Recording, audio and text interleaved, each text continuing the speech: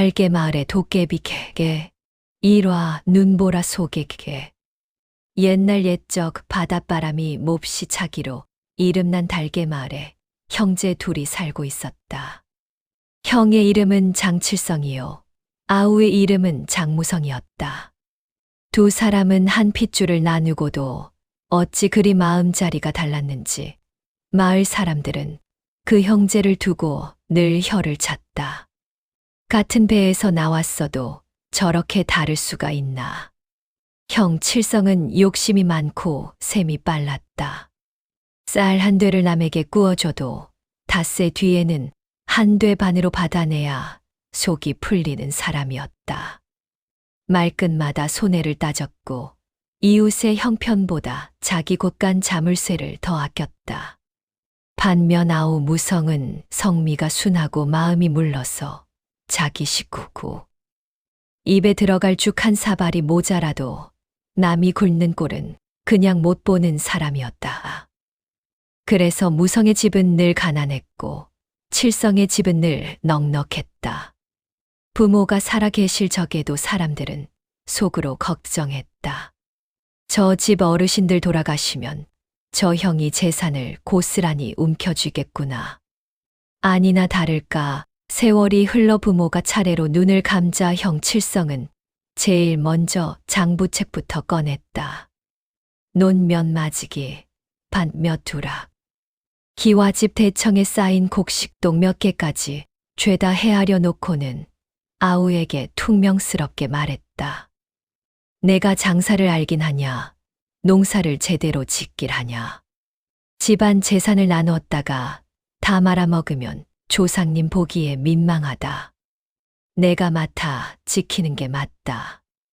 말은 그럴싸했으나 실상은 다 제 것 하겠다는 신보였다. 무성은 그 자리에서 따지고 들지 못했다. 원체 말다툼을 못하는 사람이기도 했지만 부모 상이마 끝난 집안에서 재산 다툼을 벌이고 싶지 않았기 때문이었다. 그래서 그는 그저 입술만 깨물고 고개를 숙였다. 형은 그런 아우를 보며 속으로 비웃었다. 이래서 착한 사람은 안 되는 거야. 세상은 먼저 잡는 자가 임자인데. 결국 기와집은 칠성의 차지가 되었고 논밭도 대부분 형 몫으로 돌아갔다. 무성에게 떨어진 것은 마을 아래 바닷바람 잘 드는 언덕 끝에 작은 초가 하나와 돌밭 같은 텃밭뿐이었다. 마을 사람들은 혀를 차며 수군거렸다. 형이 너무했어. 그래도 무성이는 말 한마디 못하네. 마음이 착한 것도 탈이지. 하지만 무성은 남 원망하는 소리를 하지 않았다. 살 길이야 또 있겠지요. 그는 그렇게 말하고는 아내 순덕과 함께 언덕 아래 초가집에 자리를 잡았다. 초가집이라 해도 집이라 부르기 민망했다. 지붕 이형은 군데군데 사가 있었고 바람이 세게 부는 날이면 문풍지부터 덜컥거리며 울었다. 장판 아래에서는 찬 기운이 스며들었고 비 오는 날이면 방 한 구석에 꼭 양동이를 받쳐 두어야 했다. 그래도 순덕은 불평하지 않았다. 집이 작으면 서로 더 가까이 앉으면 되지요. 그 말 한마디에 무성은 웃으며 고개를 끄덕였다. 그렇게 두 사람은 없는 살림을 쪼개가며 살았다. 세월이 흐르는 동안 식구는 하나 둘 늘어 어느새 아이가 셋이 되었다. 마지는 도윤, 둘째는 도희, 막내는 아직 코 흘리개인 막동이었다. 아이들은 늘 배가 고팠지만 웃음만은 많았다. 마을 언덕을 뛰어다니며 조개 껍데기를 주워 보물이라 하고 마른 나뭇가지를 주워 칼이라 하며 놀았다. 하지만 겨울만 닥치면 웃음소리도 조금씩 잦아들었다. 달개 마을의 겨울은 매서웠다. 바다에서 밀려온 찬바람이 밤새 집 틈새를 파고들었고 눈이 오면 골목이며 언덕이며 하얗게 덮여 사람 발길조차 뜸해졌다. 마을 장정들은 입김을 뿜으며 장작을 쌓았고 부녀자들은 장독대 뚜껑이 얼지 않게 짚을 더 둘렀다. 그해 겨울은 유난히 빨랐다. 초겨울부터 매서운 눈발이 날리더니 섣달에 접어들 무렵에는 사흘 밤낮으로 눈이 쉬지 않고 내렸다. 지붕마다 눈이 수북이 얹혔고 마을 길은 허벅지까지 빠질 만큼 쌓였다. 사람들은 대문을 굳게 걸어 잠그고 밖으로 나가는 일을 될 수 있으면 삼갔다. 그날도 그런 밤이었다. 하늘은 먹물을 푼 듯 캄캄했고 바람은 산과 바다를 넘나들며 서러운 소리를 냈다. 눈송이는 사선으로 휘몰아쳤고 길가의 나무들은 가지마다 서리를 뒤집어 쓴 채 덜덜 떨고 있었다. 장칠성의 기와집에서는 안방에 불이 밝았다. 아랫목에는 두툼한 이불이 깔렸고 숯불 위 주전자에서는 김이 올라왔다. 칠성은 솜두루마기를 걸친 채 곡식 자루를 세어보고 있었다. 이건 봄까지 충분하고 저 뒤에 콩은 장에 내다 팔면 값이 좀 되겠군. 그의 아내 만복은 화롯불에 손을 쬐며 물었다. 쌀떡은 얼마나 남았소? 우리 식구만 먹으면 넉넉하지. 다만 요즘 같은 때는 사람들이 슬그머니 꿇어 올까봐 걱정이야. 문단속 잘해야 해. 만복은 코웃음을 쳤다. 그 무성내나 조심해야지요. 겉으로는 점잖은 척해도 배고프면 형제고 뭐고 없어요. 칠성은 대답 대신 미간을 좁혔다. 그는 그 말을 듣고 문득 바깥이 더 신경 쓰였다. 그래서 직접 대문 걸쇠를 확인하려고 마당으로 나왔다. 기와 처마 밑으로 눈발이 흩날렸다. 대문 아래에는 바람이 몰아친 눈이 허옇게 쌓여 있었다. 칠성이 걸쇠를 만지려는 순간이었다. 대문 밖에서 아주 작은 소리가 들렸다. 끼잉. 처음엔 바람 소리인가 싶었다. 그런데 잠시 뒤 다시 들렸다. 끼잉 끼잉. 칠성은 문짝 사이 틈으로 바깥을 내다보았다. 그러자 눈더미 앞에 검은 그림자 하나가 웅크리고 있는 것이 보였다. 개였다. 하지만 보통 개가 아니었다. 놈은 너무 말라 갈비뼈가 훤히 드러나 있었고 털은 눈과 지늘기 엉겨 군데군데 떡져 있었다. 한쪽 귀는 접혀 있었고 꼬리는 축 늘어져 있었다. 무엇보다 눈빛이 이상했다. 짐승의 눈이라기보다 사람처럼 오래 굶고 오래 견딘 자의 눈빛 같았다. 개는 대문 밑에서 떨고 있었다. 숨을 쉴 때마다 옆구리가 들썩였고 발끝은 이미 얼어 감각이 없는 듯 보였다. 하지만 그 와중에도 칠성을 바라보며 약하게 꼬리를 두어 번 흔들었다. 그 모습은 마치 이러는 듯했다. 한 입만. 남은 찌꺼기라도 좋으니 한 입만. 칠성은 얼굴을 찌푸렸다. 재수 없게 이 밤중에 웬 개야. 개는 다시 낑낑거렸다. 대문을 긁을 힘조차 없는지 앞발만 눈 위에서 조금 움직일 뿐이었다. 칠성은 문을 반쯤 열고 버럭 소리쳤다. 이 더러운 게 어딜 기웃거려. 썩 물러가. 그 고함의 개는 화들짝 놀라 뒤로 움찔했다. 그러나 떠나지는 못했다.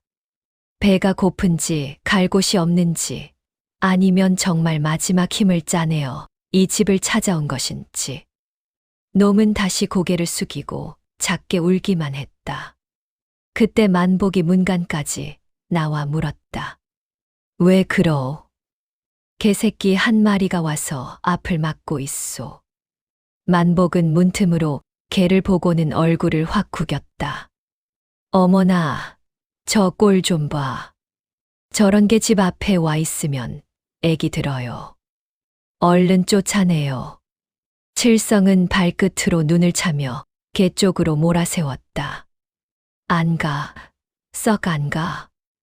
눈덩이가 개의 앞다리에 튀었다. 개는 몸을 움츠리며 한 걸음 물러났다. 하지만 여전히 눈발 속에 서 있었다. 만복은 답답하다는 듯 혀를 찼다. 그렇게 해서는 못 쫓아요. 그녀는 대문 안쪽 담장 밑에 떨어져 있던 작은 돌멩이를 집어들었다. 그리고 조금의 망설임도 없이 개를 향해 던졌다. 퍽. 돌은 개의 옆구리에 정확히 맞았다. 개는 짧고 날카로운 소리를 냈다. 캥. 그 소리는 사람 귀에도 사무치게 서러웠다. 개는 눈 위에서 중심을 잃고 옆으로 굴렀다. 한동안 일어나지 못하더니 겨우 앞발로 땅을 짚고 비틀비틀 몸을 세웠다. 만복은 팔짱을 낀 채 말했다. 꼴 좋다. 저런 건 한 번 맞아야 다시 안 와. 칠성도 거들었다. 썩 꺼져라. 다시 오면 몽둥이로 때려잡을 줄 알아라. 개는 두 사람을 가만히 올려다보았다. 그 짧은 순간 칠성은 왠지 모르게 마음 한구석이 서늘해졌다. 개가 그저 겁먹은 눈빛으로 보는 것이 아니라 마치 사람 말을 다 알아듣고 있다는 듯한 눈으로 자신을 바라보았기 때문이다. 하지만 그 생각도 잠깐이었다. 칠성은 곧 문을 쾅 닫아 버렸다. 별걸 다 신경 쓰게 하는군. 대문이 닫히자 바깥은 다시 눈보라 소리만 가득해졌다. 개는 한참 동안 그 앞에 서 있었다. 마치 마지막 남은 희망이 문 안쪽에라도 있는 것처럼 떠나지 못하고 그 자리를 지켰다. 그러다 이내 천천히 몸을 돌렸다. 놈은 절뚝이며 골목 아래로 걸었다. 눈은 계속 쏟아졌고 발자국은 금세 하얗게 묻혀버렸다. 한 걸음, 또 한 걸음. 조금 걷다 멈추고 다시 걷다 휘청거렸다. 마을의 집들은 대부분 문을 걸어 잠갔고 굴뚝에서 피어오른 연기만이 사람들이 안에 있음을 알렸다. 개는 어떤 집 앞에서도 오래 머물지 않았다. 냄새를 맡고는 고개를 떨구고 다시 더 아래쪽으로 내려갔다. 그리고 마침내 마을 끝 언덕 아래 가장 작고 가장 낡은 초가집 앞에 이르렀다. 그곳이 바로 무성의 집이었다. 초가 지붕은 눈무게에 잔뜩 내려앉아 있었고 문풍지는 바람에 덜덜 떨렸다. 그러나 작은 창호 틈으로는 희미한 불빛이 새어 나오고 있었다. 그 불빛은 기와 집의 환한 등불처럼 번듯하진 않았으나 어딘지 사람 마음을 붙드는 온기가 있었다. 개는 문 앞에 털썩 주저앉았다. 힘이 다 빠진 듯 더는 움직이지 못했다. 코끝에는 하얀 입김이 가늘게 피어났다가 곧 흩어졌다. 개는 마른 목으로 아주 작은 소리를 냈다. 끼잉. 방 안에서는 아이들 소리가 들리고 있었다. 아버지, 배고파요. 엄마, 내일은 쌀죽이라도 끓여줘요. 형아, 내 목 남겨놔. 순덕의 목소리가 이어졌다. 쉿, 막동이 깨겠다. 자꾸 그러면 배가 더 고파. 그리고 무성의 낮고 부드러운 목소리가 들렸다. 내일 아침엔 내가 일찍 나가 보마. 눈이 좀 그치면 산 아래까지라도 가서 땔감이라도 더 구해와야지. 그 말에 순덕은 한숨 섞인 소리로 답했다. 이 눈에 어딜 가요? 당신까지 잘못되면 우린 어쩌자고. 방 안은 잠시 조용해졌다. 다 들어가는 장작 소리만 가늘게 들렸다. 개는 그 소리를 들으며 눈을 감았다 떴다. 살아있는 집. 굶주림 속에서도 서로의 걱정을 먼저 하는 사람들의 목소리. 놈은 마지막 힘을 끌어모아 문턱 쪽으로 기어갔다. 그리고 앞발로 문 아래를 한번 아주 약하게 긁었다. 사각. 안에서 아이가 먼저 알아차렸다. 잠시 뒤 다시. 사각. 이번엔 둘째 도희가 소리쳤다. 아버지, 밖에서 무슨 소리 났어요. 무성은 자리에서 몸을 일으켰다. 바람 소리 아니냐? 아니에요. 누가 문을 긁는 것 같았어요. 그 말에 방 안의 공기가 묘하게 달라졌다. 이런 밤에 누가 찾아올 리는 없었다. 이웃도 모두 집에 틀어박혀 있을 텐데 눈보라를 뚫고 올 사람은 없었다. 순덕이 작은 목소리로 말했다. 설마 산짐승 아니에요. 무성은 잠시 귀를 기울였다. 그러자 정말로 문 아래에서 아주 희미한 소리가 들렸다. 끼잉. 사람도 아니고 바람도 아닌 살아있는 무엇의 소리였다. 무성은 얼른 방문 옆에 세워둔 낫 손잡이를 집어들었다. 혹시 모를 일에 대비하려는 것이었다.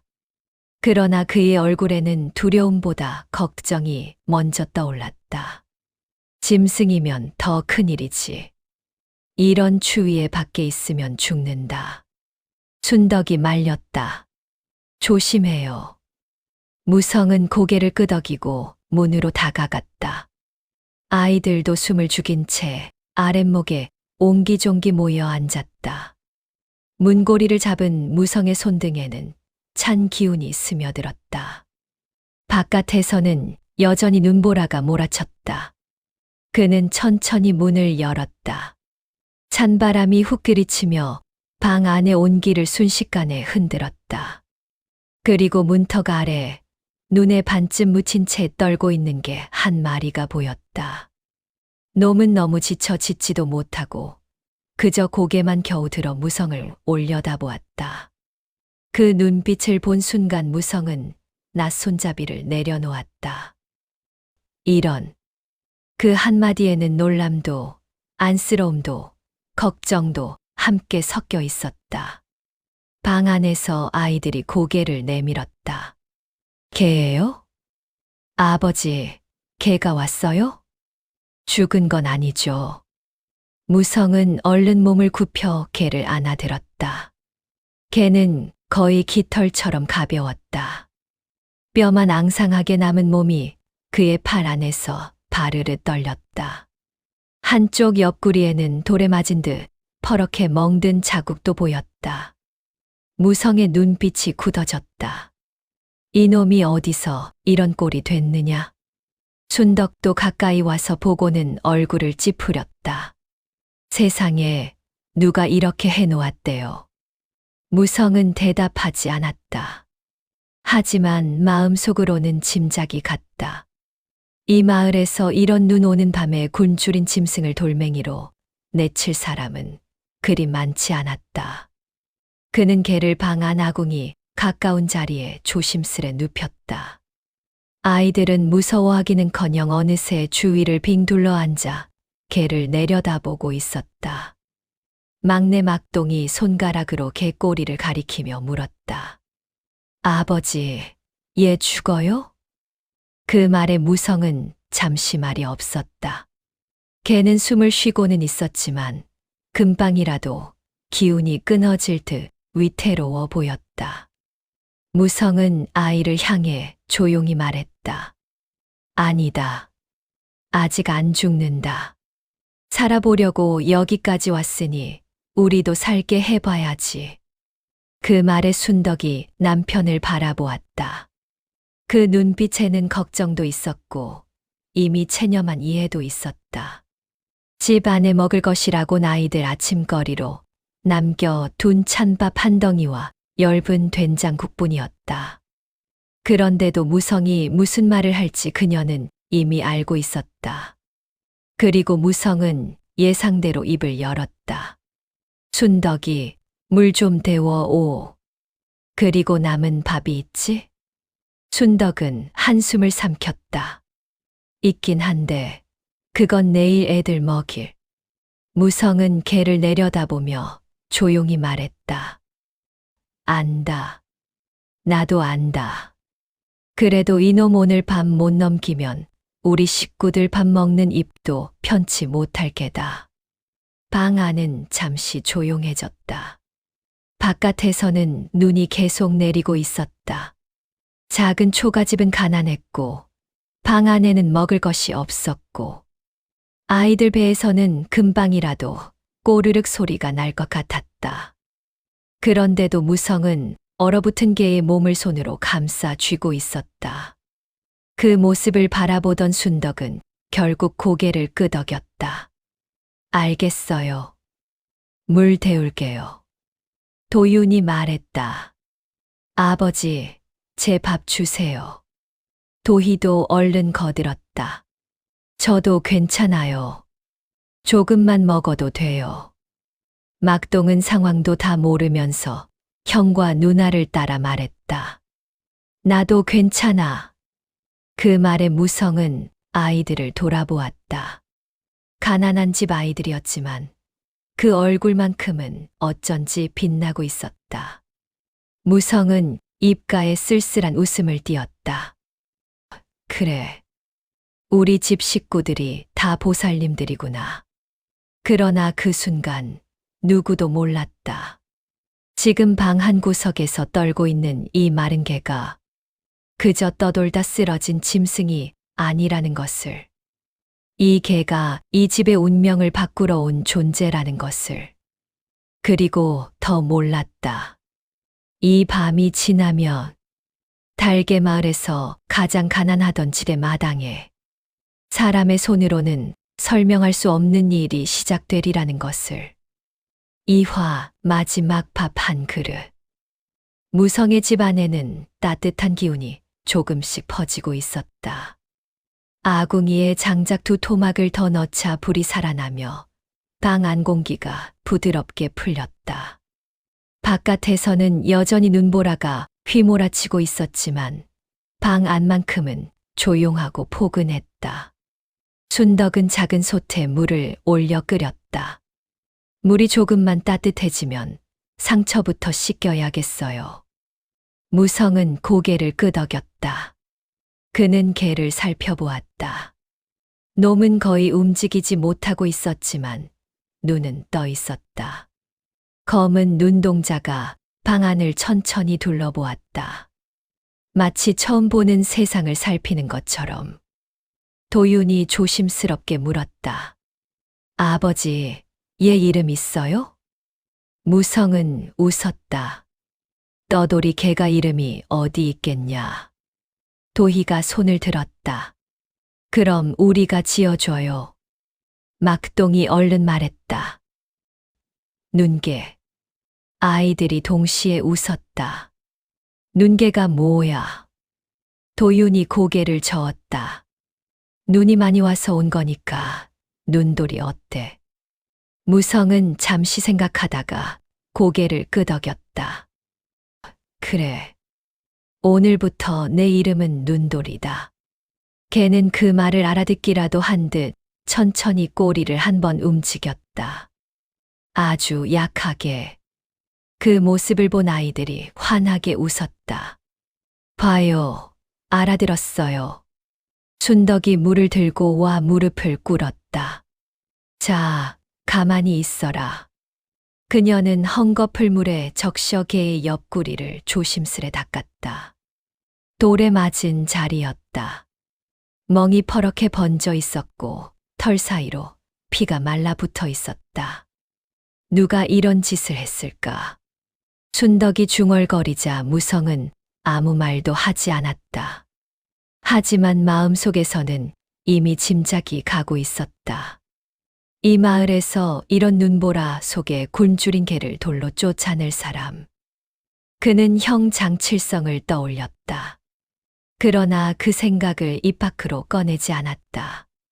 그저 조용히 개의 머리를 쓰다듬었다. 괜찮다. 여기선 아무도 너를 때리지 않는다. 개는 눈을 감았다가 천천히 떴다. 그 눈빛이 이상하게도 깊었다. 짐승의 눈이라기보다는 오래 살아온 누군가의 눈 같았다. 순덕은 상처를 닦아낸 뒤 말했다. 밥 줘야겠어요. 아이들이 갑자기 조용해졌다. 방 안에는 작은 그릇 하나가 있었다. 그 안에는 찬밥이 조금 담겨 있었다. 원래는 아이들이 내일 아침에 먹을 몫이었다. 순덕은 잠시 그 그릇을 바라보았다. 그러다 조용히 밥을 조금 떼어 개 앞에 놓았다. 먹어라. 개는 처음에는 움직이지 않았다. 그러다 냄새를 맡자마자 고개를 번쩍 들었다. 그리고 순식간에 밥을 먹기 시작했다. 정신없이, 마치 평생 굶은 것처럼. 아이들은 숨을 죽이고 그 모습을 지켜보았다.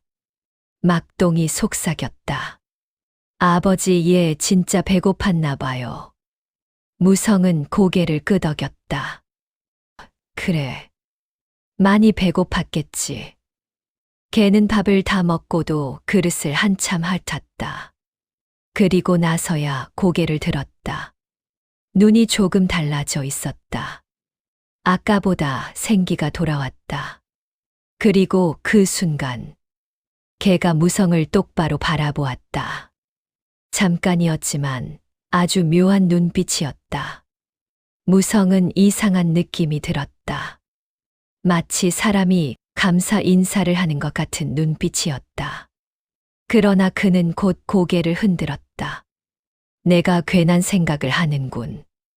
순덕이 말했다. 오늘 밤은 여기서 재워야겠어요. 그래. 무성은 아궁이 가까이에 짚을 조금 깔아 주었다. 여기서 자거라. 개는 천천히 몸을 웅크렸다. 그러나 바로 잠들지는 않았다. 눈을 반쯤 뜬 채 방 안을 계속 살피고 있었다. 아이들은 하나둘 졸기 시작했다. 도희가 하품을 했다. 아버지, 나 졸려요. 그래, 자거라. 아이들은 아랫목에 모여 이불 속으로 파고들었다. 막동은 마지막까지 개를 보다가 중얼거렸다. 눈돌이 도망가지 마. 그리고 곧 잠이 들었다. 방 안에는 장작 타는 소리만 남았다. 밖에서는 눈이 계속 내리고 있었다. 시간이 얼마나 흘렀을까? 방 안이 깊이 잠든 뒤였다. 그때였다. 집 위에 웅크리고 있던 개가 천천히 눈을 떴다. 아까와는 완전히 다른 눈빛이었다. 깊고 조용한 빛이 그 눈 속에서 일렁였다. 개는 조용히 일어났다. 사람들이 모두 잠든 것을 확인하듯 방 안을 한번 둘러보았다. 그리고 조용히 문 쪽으로 걸어갔다. 놀랍게도 문은 조금 열려 있었다. 바람 때문에 살짝 벌어진 틈이었다. 개는 그 틈으로 밖으로 나갔다. 눈은 여전히 내리고 있었다. 하지만 바람은 조금 잦아든 상태였다. 개는 마당 한가운데로 걸어갔다. 그리고 멈췄다. 달빛이 구름 사이로 잠깐 비쳤다. 그 빛이 마당 한쪽을 비추었다. 개는 그곳을 바라보았다. 마치 오래전부터 알고 있던 자리처럼. 그리고 천천히 앞발을 들어 눈을 파기 시작했다. 사각, 사각, 사각. 눈 아래에 흙이 드러났다. 개는 멈추지 않았다. 마치 땅속에 무엇이 있는지 정확히 아는 것처럼. 사각, 사각. 한참을 파던 개가 갑자기 멈췄다. 앞발이 단단한 것에 닿은 것이다. 개는 눈을 가늘게 뜨고 그 자리를 다시 파기 시작했다. 조금 더, 조금 더. 곧 흙 속에서 무언가 둥근 것이 모습을 드러냈다. 낡은 항아리였다. 개는 그 앞에서 잠시 멈췄다. 그리고 하늘을 올려다보았다. 그 순간 아주 희미하게 개 주위 공기가 살짝 흔들렸다. 마치 누군가 웃는 것 같은 기묘한 기운이 스쳐 지나갔다. 그러나 그 모습을 본 사람은 아무도 없었다. 걔는 다시 몸을 돌렸다. 그리고 조용히 집 안으로 들어갔다.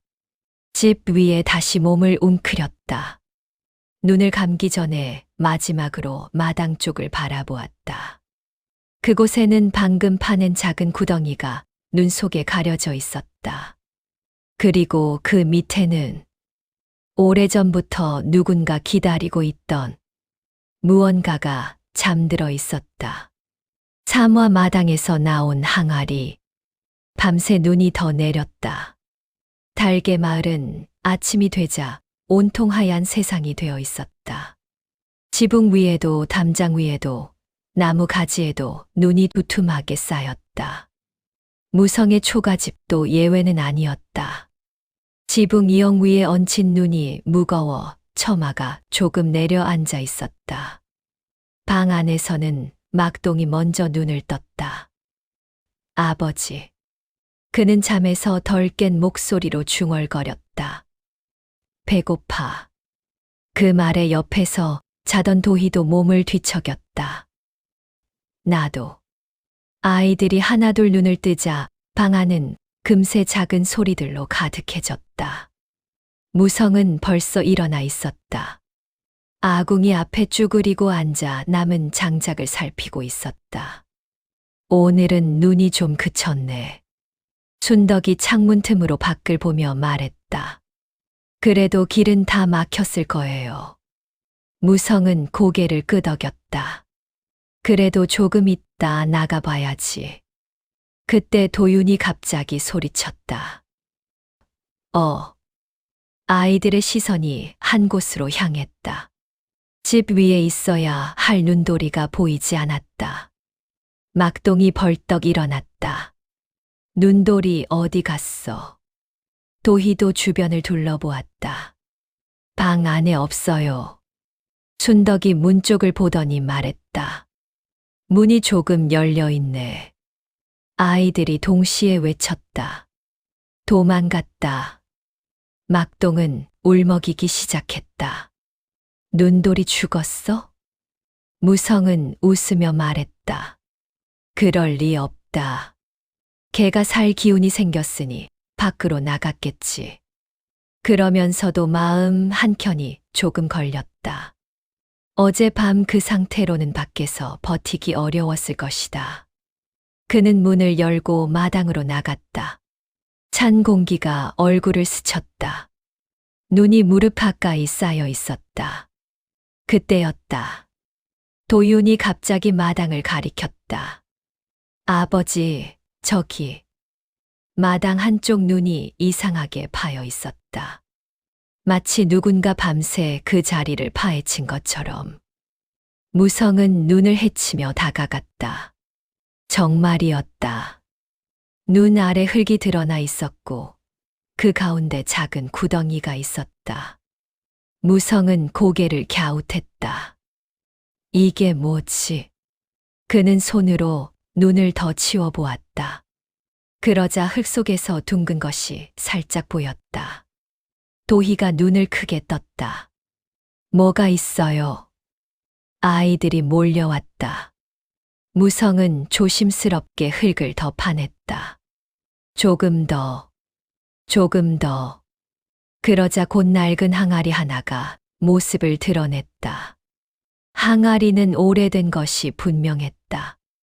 겉면에는 흙이 두껍게 붙어 있었고 색도 바래 있었다.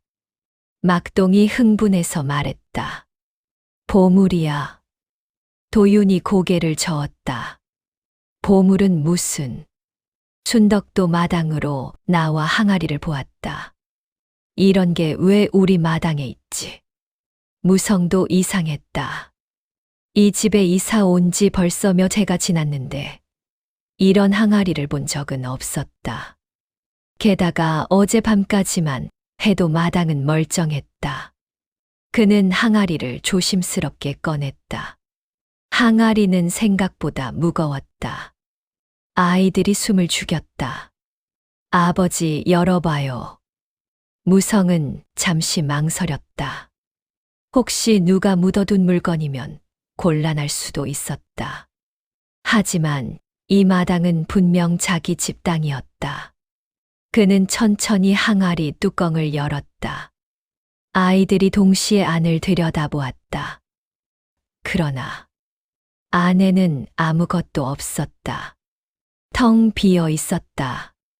막동이 실망한 얼굴로 말했다. 아무것도 없잖아. 도희도 고개를 갸웃했다.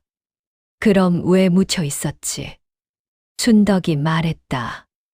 누가 버린 건가? 무성은 항아리를 뒤집어 보았다. 흙만 조금 떨어질 뿐 아무것도 나오지 않았다. 그는 어깨를 으쓱했다. 그냥 오래된 항아리인가 보다. 아이들은 금세 흥미를 잃었다. 보물 아니네. 막동은 입을 비죽였다. 도유는 눈을 쓸며 말했다. 아버지, 눈돌이는 어디 갔을까요? 그 말에 무성은 잠시 마당을 둘러보았다. 하지만 개의 발자국은 이미 눈에 덮여 있었다. 그는 웃으며 말했다.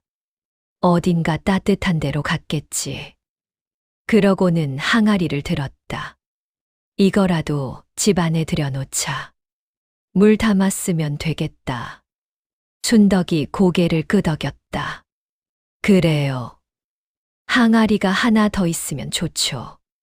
그들은 항아리를 집 안으로 옮겼다. 아이들은 금세 배고픔 이야기를 다시 꺼냈다. 엄마, 뭐 먹어요? 순덕은 웃으며 말했다. 조금만 기다려. 죽이라도 끓여줄게. 그날 하루는 그렇게 평범하게 지나갔다. 눈을 치우고 장작을 쪼개고 아이들은 집 안에서 놀았다. 항아리는 방 한쪽 구석에 조용히 놓여 있었다. 그저 오래된 빈 항아리처럼. 그러나 그날 밤 달개마을 위로 달이 떠올랐다.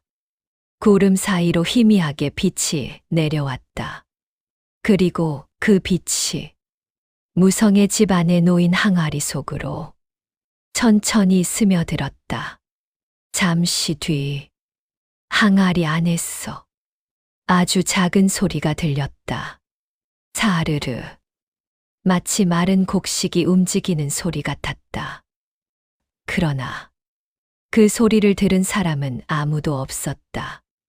무성 가족은 모두 깊이 잠들어 있었다. 그리고 방 한 구석에서 항아리 속의 어둠이 조용히 움직이기 시작했다. 사와 도깨비 항아리. 그날 밤이었다. 달개마을 위로 달이 천천히 떠올랐다.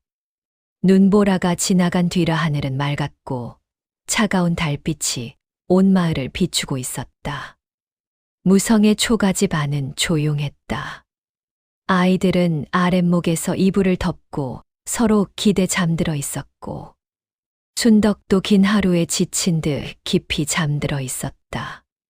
무성 역시 벽에 등을 기대고 잠이 들었다. 아궁이 불은 거의 꺼져 가고 있었다. 그때였다. 방 한쪽에 놓여있던 낡은 항아리에서 아주 작은 소리가 들렸다. 사르르. 마치 마른 곡식이 서로 부딪히는 소리 같았다. 잠깐 멈췄다가 다시 사르르. 그러나 아무도 듣지 못했다. 달빛이 창문 틈으로 들어와 방 안을 희미하게 비추었다. 그 빛이 항아리 안으로 스며들었다. 그리고 그 순간 항아리 속 어둠 속에서 작은 알갱이 하나가 툭 하고 떨어졌다. 쌀이었다.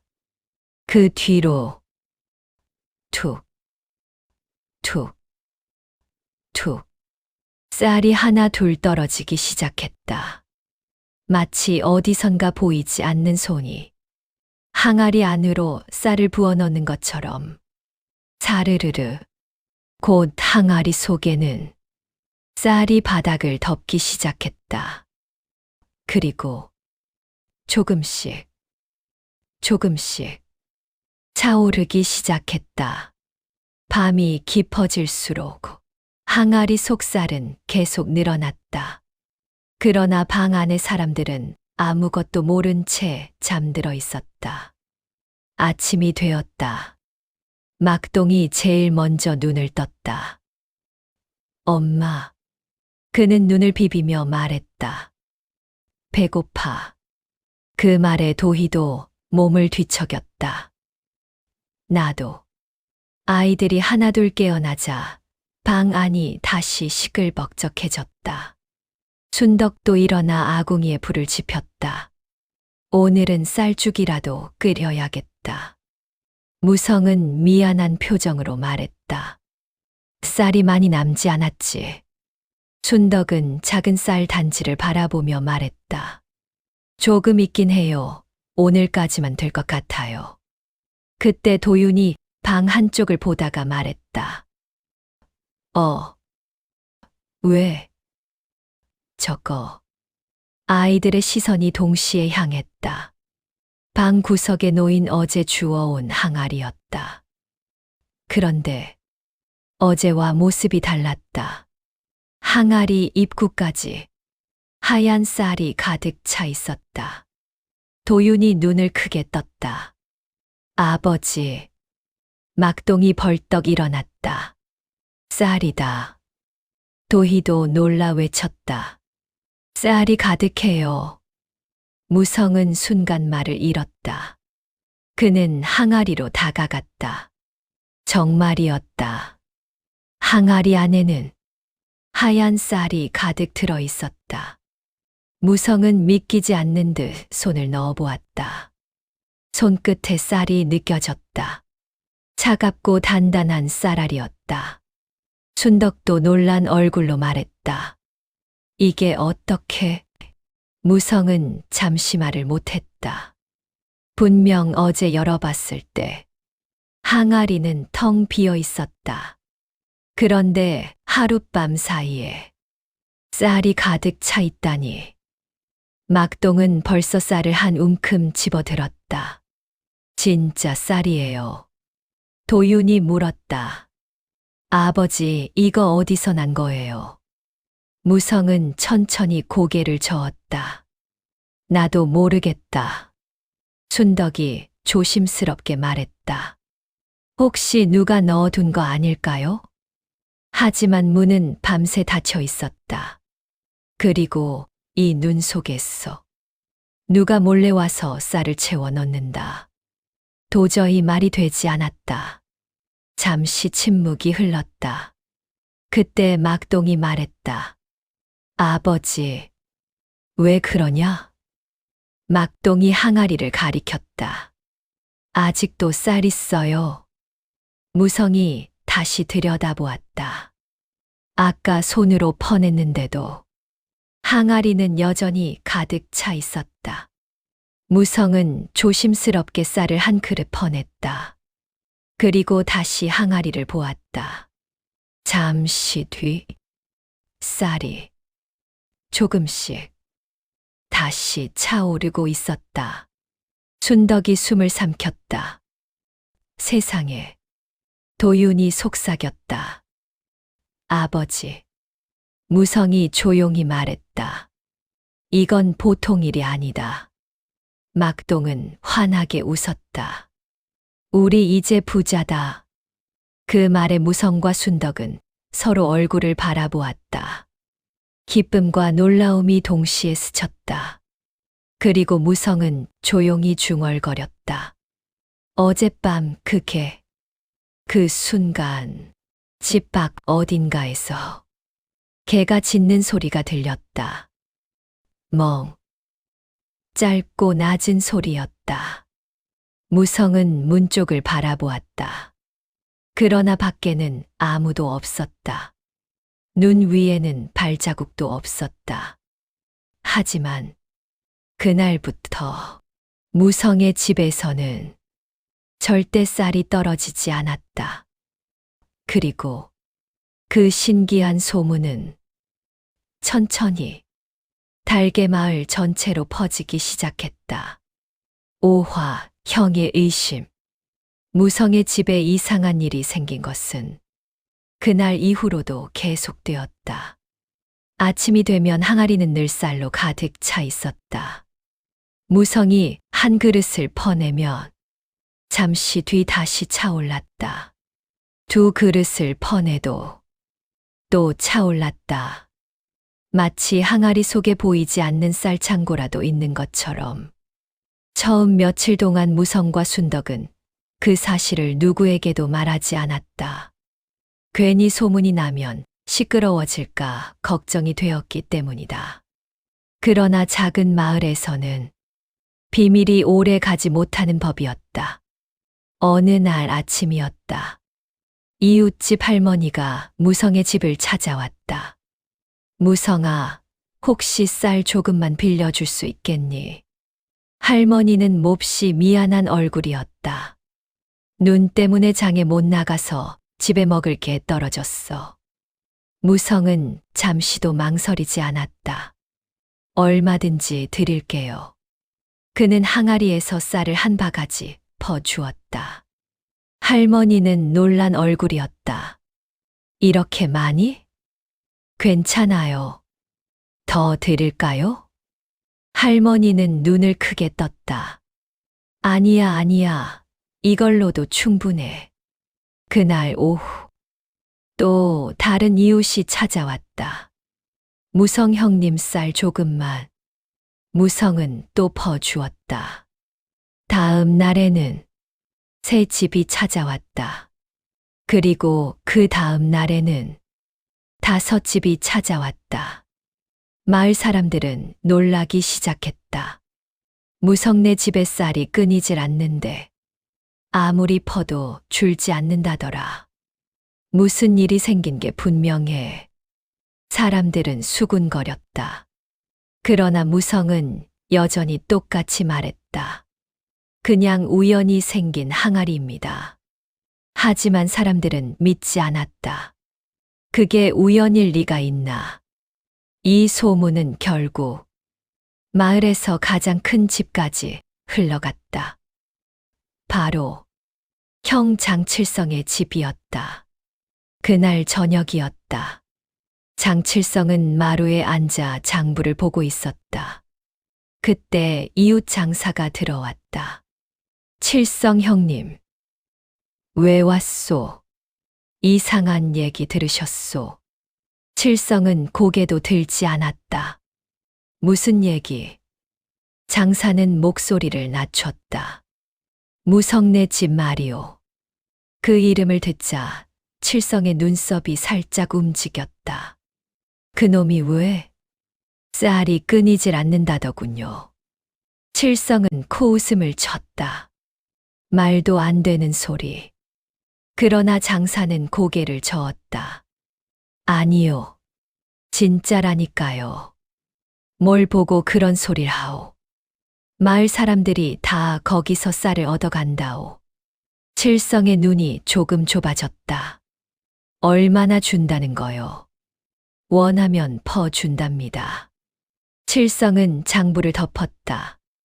그의 머릿속에서 무언가 계산이 돌아가기 시작했다. 쌀이 끊이지 않는다. 그럴 리가 없었다. 세상에 그런 항아리가 있을 리 없다. 하지만 만약 정말이라면? 칠성의 눈빛이 달라졌다. 그 항아리 어디서 났다는 거요? 장사는 어깨를 으쓱했다. 마당에서 나왔다던데. 마당에서 눈 온 다음 날에 파 보니까 있었다더군요. 칠성은 한동안 아무 말도 하지 않았다. 그러다 갑자기 자리에서 일어났다. 장사는 물었다. 어디 가시오? 칠성은 아무렇지도 않은 얼굴로 말했다. 산책 좀. 그러나 그의 머릿속은 이미 다른 생각으로 가득 차 있었다. 쌀이 끝없이 나온다. 그는 천천히 무성의 집 쪽 언덕을 바라보았다. 달개 마을에서 가장 가난한 집. 그 집에 있어서 쌀이 넘쳐난다. 칠성의 입가에 묘한 미소가 떠올랐다. 그럴 리가 없지. 그러나 그 미소 뒤에는 다른 생각이 숨어 있었다. 직접 봐야겠다. 그날 밤, 달개 마을은 다시 조용해졌다. 집집마다 불이 꺼지고 사람들은 잠자리에 들었다. 그러나 한 사람만은 잠들지 않았다. 장칠성이었다. 그는 두툼한 외투를 걸치고 몰래 집을 나섰다. 눈 위를 조심스럽게 걸었다. 그리고 천천히 마을 아래 무성의 집으로 향했다. 그때 무성의 집 안에서는 항아리 속에서 또 사르르 쌀이 움직이고 있었다. 그리고 집 밖 어딘가에서 낮은 개 짖는 소리가 들렸다. 육화 형의 욕실. 그날 밤 달개 마을은 깊은 잠에 빠져 있었다. 눈이 쌓인 길 위로 달빛이 희미하게 비추고 있었고 집집마다 굴뚝의 연기도 끊긴 지 오래였다. 마을 아래 언덕 끝에 있는 무성의 초가집도 조용했다. 그러나 집 밖 어둠 속에는 한 사람이 서 있었다. 장칠성이었다. 그는 두꺼운 외투를 여미며 초가집 담장 뒤에 몸을 숨기고 있었다. 칠성은 낮게 숨을 내쉬었다. 차가운 밤 공기가 코끝을 찔렀지만 그는 아랑곳하지 않았다. 그의 눈은 오직 초가집 안을 향해 있었다. 쌀이 끊이지 않는 항아리라. 그는 속으로 중얼거렸다. 그런 게 세상에 있을 리가 없지. 그러나 마을 사람들 모두가 같은 이야기를 하고 있었다. 그래서 그는 직접 확인하러 온 것이다. 잠시 뒤 초가집 안에 불이 꺼졌다. 무성 가족이 잠든 것이다. 칠성은 조금 더 기다렸다. 한참 뒤 그는 천천히 담장을 넘어 마당으로 들어갔다. 눈 위를 밟을 때마다 사각, 사각, 작은 소리가 났다. 그는 숨을 죽이고 움직였다. 마당에는 아무것도 없었다. 그저 눈만 조용히 쌓여 있었다. 칠성은 창문 쪽으로 다가갔다. 창문 틈 사이로 방 안이 보였다. 아랫목에는 무성 가족이 모두 잠들어 있었다. 아이 셋이 서로 기대 자고 있었고 순덕과 무성도 깊이 잠들어 있었다. 그리고 방 한쪽 구석.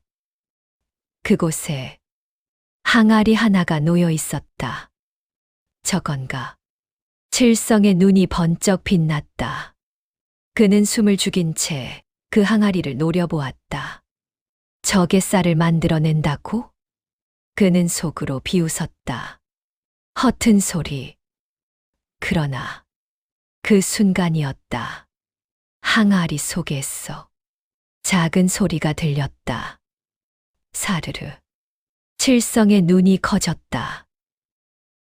잠시 뒤 또 사르르.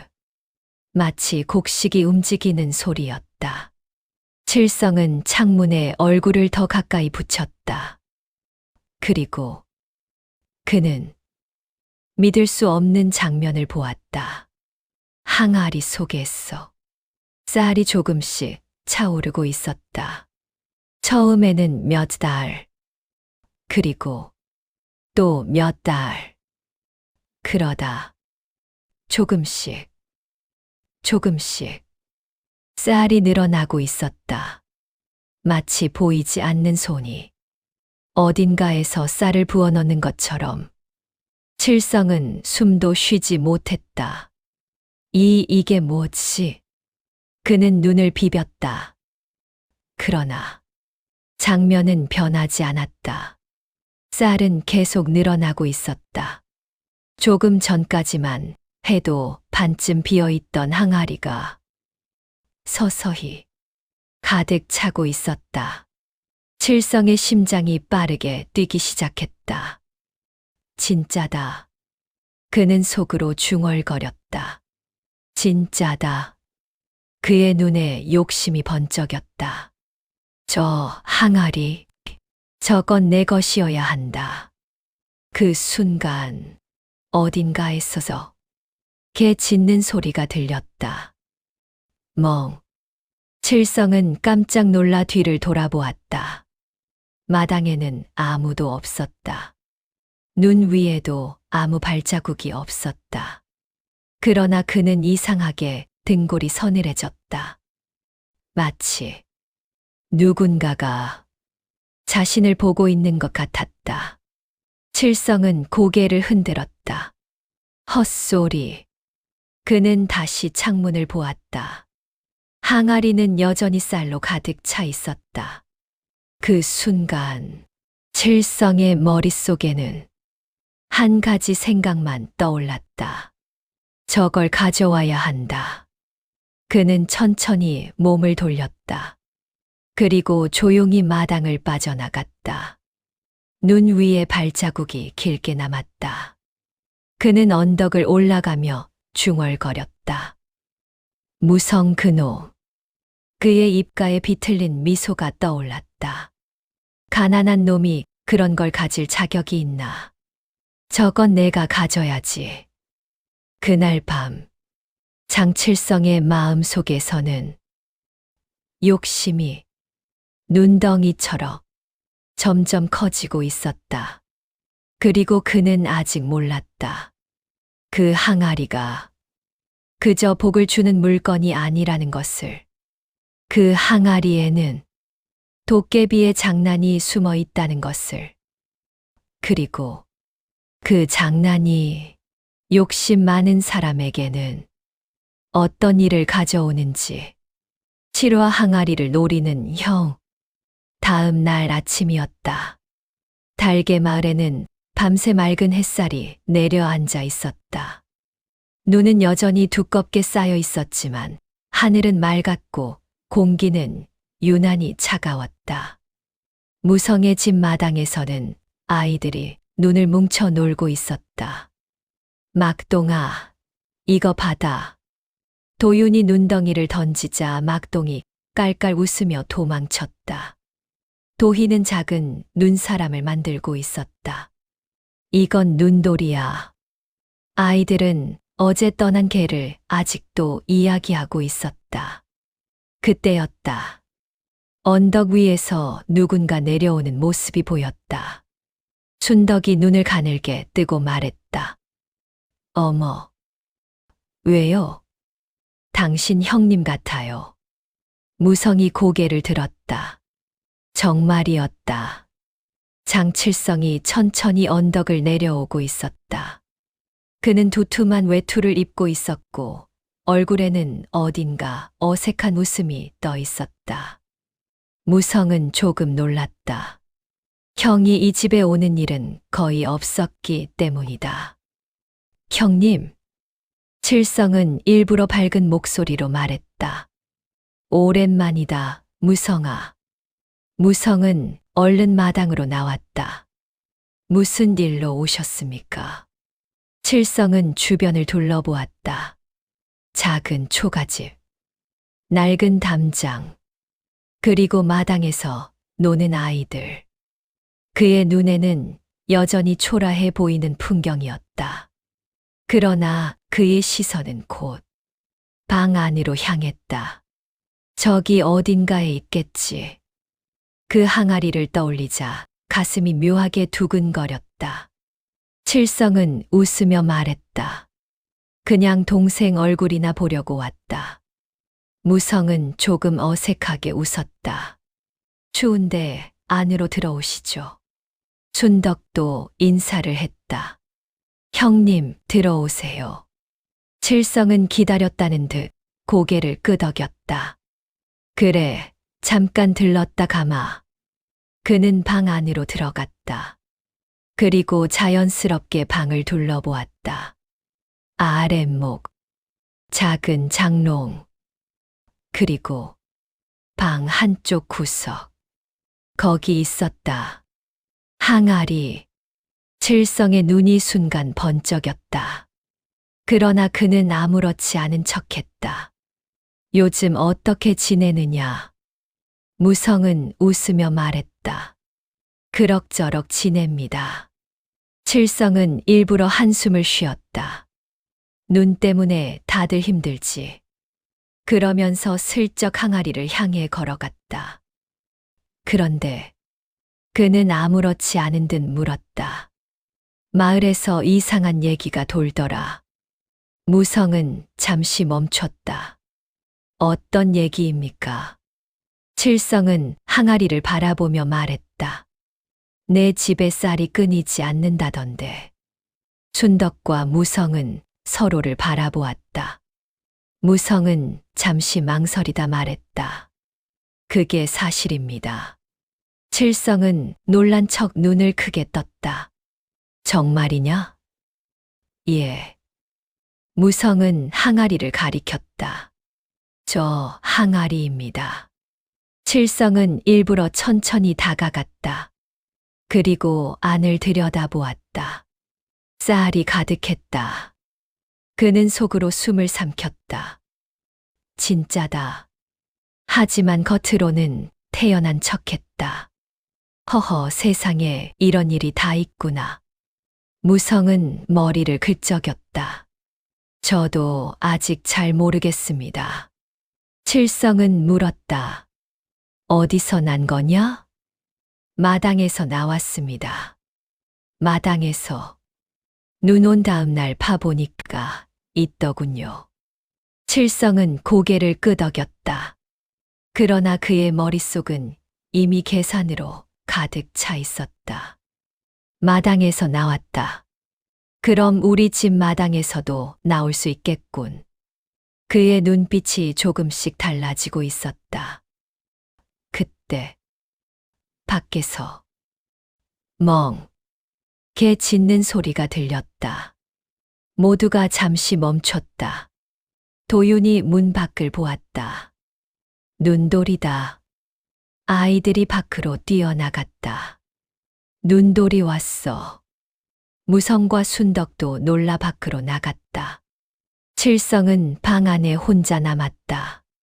그는 천천히 항아리를 바라보았다. 그리고 조심스럽게 손을 넣어 쌀을 한 움큼 집어보았다.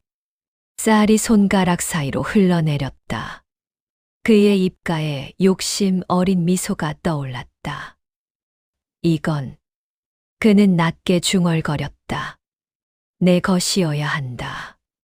그 순간 문 밖에서 개가 다시 짖었다. 칠성은 순간 등골이 서늘해졌다. 마치 누군가가 그의 마음을 다 알고 있는 것 같았다. 8화 도깨비의 장난. 그날 저녁이었다. 해가 지자 달개 마을은 다시 조용해졌다. 눈 위로 달빛이 희미하게 비쳤고 집집마다 등불이 하나둘 꺼졌다. 무성의 집에서도 아이들이 먼저 잠자리에 들었다. 도윤과 도희는 낮에 놀다 지쳤는지 금세 잠들었고 막동은 이불 속에서 마지막까지 중얼거렸다. 눈돌이 내일 또 와. 그리고 곧 깊이 잠들었다. 순덕도 아이들 옆에 누워 금세 잠이 들었다. 무성은 마지막으로 아궁이 불을 살펴보고는 방 한쪽에 놓인 항아리를 잠깐 바라보았다. 참 이상한 일이지. 그는 낮게 중얼거렸다. 하늘이 우리를 도우시는 걸까? 그 말이 끝나기도 전에 그도 곧 잠이 들었다. 방 안에는 장작 타는 소리만 남았다. 그때였다. 마을 위 언덕에서 누군가 조심스럽게 내려오고 있었다. 눈 위에서 사각, 사각, 발자국 소리가 났다. 장칠성이었다. 그는 두툼한 외투를 입고 고개를 숙인 채 무성의 집 쪽으로 천천히 걸어오고 있었다. 그의 눈은 번뜩이고 있었다. 오늘이다. 그는 중얼거렸다. 오늘 가져가면 된다. 그는 이미 마음을 굳혔다. 낮에 항아리를 본 순간 욕심이 그의 머릿속을 완전히 채워버렸기 때문이다. 저런 항아리가 저놈 집에 있을 이유가 없다. 내가 가져야 한다. 그는 조심스럽게 담장을 넘어 마당으로 들어갔다. 마당은 조용했다. 눈 위에는 아무 발자국도 없었다. 칠성은 창문 쪽으로 다가갔다. 안에서는 무성 가족이 모두 잠들어 있었다. 그는 천천히 문을 밀었다. 끼익. 문이 조금 열렸다. 칠성은 숨을 죽이고 방 안으로 들어갔다. 그리고 곧장 항아리 쪽으로 걸어갔다. 달빛이 창문 틈으로 들어와 항아리를 비추고 있었다. 칠성은 조심스럽게 항아리를 들어보았다. 그는 잠시 멈췄다. 항아리가 생각보다 무거웠다. 하지만 그는 이를 악물었다. 이 정도쯤이야. 그는 항아리를 안아들었다.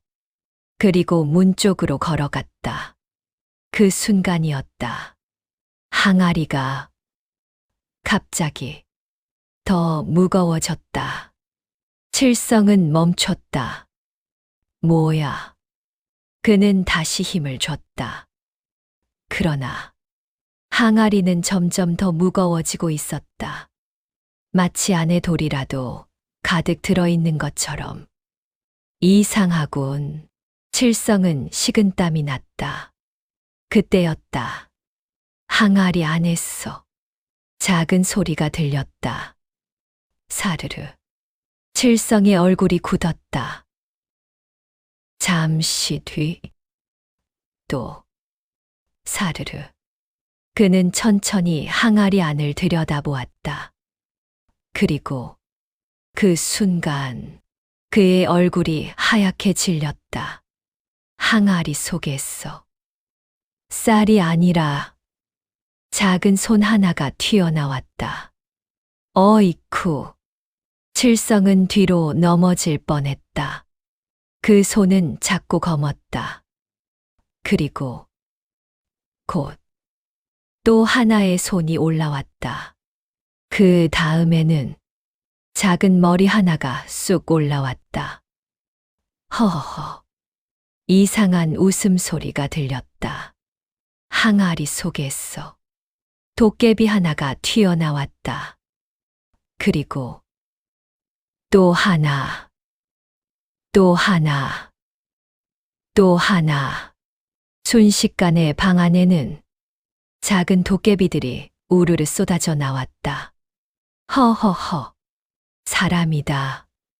욕심쟁이다. 도깨비들은 깔깔 웃으며 칠성을 둘러쌌다. 칠성은 공포에 질렸다. 이게 뭐냐? 도깨비 하나가 말했다. 우리 항아리 훔치러 왔지. 다른 도깨비가 웃었다. 욕심 많은 인간이다. 또 다른 도깨비가 칠성의 모자를 잡아당겼다. 혼내줘야지. 도깨비들은 방 안을 뛰어다니기 시작했다. 장독을 흔들고 문을 덜컹거리며 깔깔 웃었다. 칠성은 완전히 겁에 질렸다. 살려줘. 그 순간 문 밖에서 낮은 목소리가 들렸다. 그만해라. 모든 도깨비가 동시에 멈췄다. 그리고 문 쪽을 바라보았다. 거기에는 눈돌이가 서 있었다. 그러나 그 모습은 더 이상 평범한 개가 아니었다. 눈 속에서 조용히 빛이 흐르고 있었다. 구화 도깨비 개의 정치. 방 안은 순식간에 조용해졌다. 아까까지 깔깔 웃으며 뛰어다니던 도깨비들이 모두 멈추고 문 쪽을 바라보고 있었다. 문턱 위에 눈돌이가 서 있었다. 그러나 낮에 아이들이 쓰다듬던 그 마른 떠돌이 개와는 어딘가 달라 보였다. 눈 속에서 은은한 빛이 흘러나오고 있었고, 검은 눈동자는 마치 오래된 별처럼 깊고 조용했다. 도깨비 하나가 고개를 숙였다. 대장님 오셨다. 다른 도깨비들도 우르르 고개를 숙였다. 대장님. 칠성의 얼굴이 굳었다. 대장. 그는 떨리는 눈으로 개를 바라보았다. 개는 천천히 방 안으로 걸어 들어왔다. 그리고 잠시 칠성을 바라보았다. 그 눈빛은 어젯밤 대문 앞에서 보았던 그 눈빛과 같았다. 그 순간 칠성의 머릿속에 번개처럼 기억이 떠올랐다. 눈보라 속에서 떨던 개. 그리고 자신이 던진 돌. 칠성의 입술이 떨렸다. 설마. 개는 천천히 입을 열었다. 욕심 많은 인간이로구나. 목소리는 낮고 깊었다. 그러나 분명히 사람의 말이었다. 칠성은 그대로 주저앉았다. 개가 말을 한다. 도깨비들이 깔깔 웃었다. 허허허. 사람이 놀랐다. 겁쟁이다. 눈돌이는 천천히 항아리 앞에 섰다. 그리고 말했다. 이 항아리는 착한 사람에게는 복이 되고 욕심 많은 사람에게는 화가 된다. 도깨비 하나가 끼어들었다. 맞다. 다른 도깨비도 웃으며 말했다. 우리가 지키는 항아리다. 칠성은 떨리는 목소리로 말했다. 저는 눈돌이가 말했다. 어젯밤 내가 무엇을 하려 했는지 우리는 모두 보았다. 도깨비들이 동시에 외쳤다. 다 봤다. 다 들었다. 욕심쟁이다. 칠성은 얼굴이 하얗게 질렸다. 잘못했습니다. 눈돌이는 조용히 말했다. 착한 마음으로 오지 않았으니 그에 맞는 벌을 받아야 한다. 도깨비들이 환호했다. 벌이다. 벌이다. 그리고 그 순간 도깨비들이 우르르 칠성에게 달려들었다. 어이쿠. 도깨비 하나가 그의 모자를 낚아챘다. 다른 도깨비는 그의 외투를 잡아당겼다. 허허허. 욕심쟁이다. 도깨비들은 방 안을 뛰어다니며 장난을 치기 시작했다. 항아리를 굴리고 이불을 뒤집고 장롱을 흔들었다. 칠성은 정신없이 도망쳤다. 살려줘. 그러나 도깨비들은 멈추지 않았다. 허허허. 다시는 욕심 못 부리게 하자. 도깨비 하나가 그의 머리를 톡 쳤다. 그러자 칠성은 그 자리에서 빙글빙글 돌기 시작했다. 어지러워. 다른 도깨비가 그의 신발을 빼앗았다. 이것도 가져가자. 도깨비들은 한참을 그렇게 장난을 쳤다. 그리고 마지막으로 눈돌이가 조용히 말했다. 이제 그만. 도깨비들이 동시에 멈췄다. 방 안은 엉망이 되어 있었다. 칠성은 바닥에 주저앉아 숨을 헐떡이고 있었다. 눈돌이는 그를 내려다보며 말했다. 욕심은 결국 화를 부르는 법이다. 그리고 조용히 덧붙였다. 다시는 이런 마음을 품지 마라. 칠성은 고개를 바닥에 박듯 숙였다. 다시는 안 하겠습니다. 도깨비들이 킥킥 웃었다. 겁먹었다. 도망갈 거다. 그리고 정말로 칠성은 벌떡 일어나 문 밖으로 뛰쳐나갔다. 눈 위를 넘어지듯 달렸다. 다시는 안 온다. 그의 외침이 밤 공기 속으로 흩어졌다. 도깨비들은 깔깔 웃었다. 눈도리는 조용히 항아리를 바라보았다. 그리고 작게 말했다. 착한 집에는 복이 머문다. 그 순간 도깨비들이 하나둘 항아리 속으로 다시 들어가기 시작했다. 잠시 뒤 방 안에는 다시 조용한 밤이 찾아왔다. 무성 가족은 여전히 깊이 잠들어 있었다. 그들은 이 모든 일을 아무것도 모른 채 시퍼와 복이 머무는 집 수정된 마지막 장면. 며칠이 지난 뒤였다. 달개 마을의 눈은 조금씩 녹기 시작했고 마을길에도 다시 사람들의 발자국이 보이기 시작했다. 그날 아침 무성의 집 마당에서는 아이들이 눈을 뭉치며 놀고 있었다. 그때 언덕 위에서 한 사람이 천천히 내려오고 있었다. 장칠성이었다. 그러나 예전과는 모습이 달랐다. 언제나 반듯하게 차려입던 비단옷 대신 허름한 두루마기를 걸치고 있었고 얼굴에는 깊은 피로가 묻어 있었다. 그는 마당 앞에서 한참을 서 있었다. 문을 두드릴 용기가 나지 않는 듯 그저 서서 집을 바라보고 있었다. 그때 막동이 먼저 발견했다. 큰아버지다. 아이들이 우르르 달려갔다. 큰아버지. 무성이 문을 열고 나왔다. 형님. 칠성은 그 자리에서 한 걸음도 움직이지 못했다. 잠시 뒤 그의 입술이 떨렸다. 무성아. 그리고 갑자기 그는 그대로 무성 앞에 무릎을 꿇어버렸다. 아이들이 놀라 숨을 멈췄다. 형님. 무성이 급히 형을 붙잡으려 했지만 칠성은 고개를 들지 않았다. 그리고 참고 있던 것이 터지듯 울음을 쏟아냈다. 내가 미쳤었다.